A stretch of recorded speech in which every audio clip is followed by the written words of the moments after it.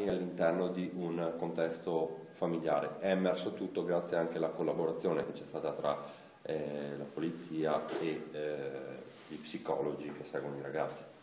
Sì, direi che va sottolineato proprio questo, una perfetta collaborazione fra l'istituto scolastico che ha raccolto le confidenze della minore e la Polizia di Stato, nella fattispecie la sezione di polizia giudiziaria della Procura della Repubblica, poi coadiuvata anche da noi della squadra mobile, una bella collaborazione anche con l'autorità giudiziaria. È stato possibile in un anno dalla denuncia raccogliere tutti gli elementi, circostanziarli e portare a giudizio una persona che oggi ha preso 5 anni per una violenza sessuale plurima ai danni di una nipote e una tentata violenza ai danni di una seconda nipote.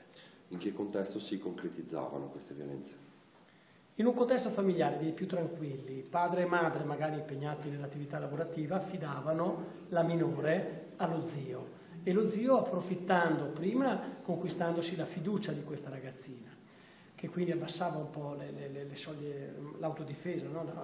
si fidava dello zio con degli approcci all'inizio molto leggeri, arrivando fino a una violenza sessuale completa, aveva dei rapporti sessuali completi con una bambina che, ripetiamo, aveva dai 12 ai 15 anni, quindi una cosa terribile.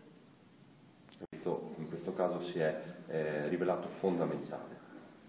Sì, certo, operando soprattutto come psicologo del CIC di Sportello Ascolto presso gli istituti secondari superiori, mi rendo conto soprattutto che all'inizio, nelle classi prime, è importante stabilire un rapporto di dialogo con i ragazzi, soprattutto attraverso dei progetti, dei momenti che possano poter far parlare i ragazzi e metterli a conoscenza soprattutto di temi molto delicati come l'affettività e la sessualità, per dare una risposta ai loro bisogni, ma anche per poter raccogliere qualora ci fossero delle esperienze traumatiche che in qualche modo non li ha feriti.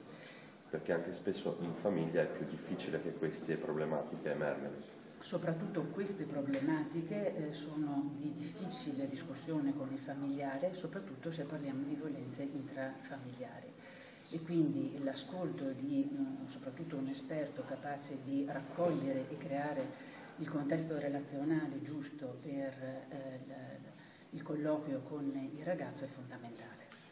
Lei ha anche sottolineato come questa ragazza abbia dimostrato molto coraggio, a differenza magari di altre vittime che si trovano nella stessa situazione. Sì, è stata una ragazza molto coraggiosa e molto attenta a che non succeda ad altre questa sua esperienza traumatica. Lo stesso mio essere qui, lei lo sostiene molto perché possa esserci e continuare ad esserci una collaborazione tra gli istituti scolastici e la polizia per la trattazione di questi tipi di reati. Altre vittime non hanno questo tipo di coraggio e come dire, fanno più fatica, no? a far raccogliere questo tipo di testimonianze.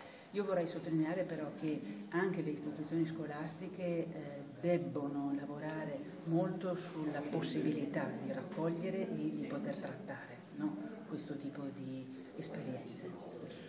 Ultima domanda, lei ha detto la ragazza adesso è rinata fortunatamente, probabilmente anche grazie all'intervento che è stato fatto su di lei, non solo, ovviamente per quello che riguarda le indagini sul colpevole. Certo, è stato fatto sicuramente giustizia, è stato fatto un lavoro psicologico importante che lei ha aderito con molta motivazione e la sua stessa volontà, la sua stessa motivazione a trasformarsi da vecchietta quando l'ho conosciuta a una ragazza adolescente.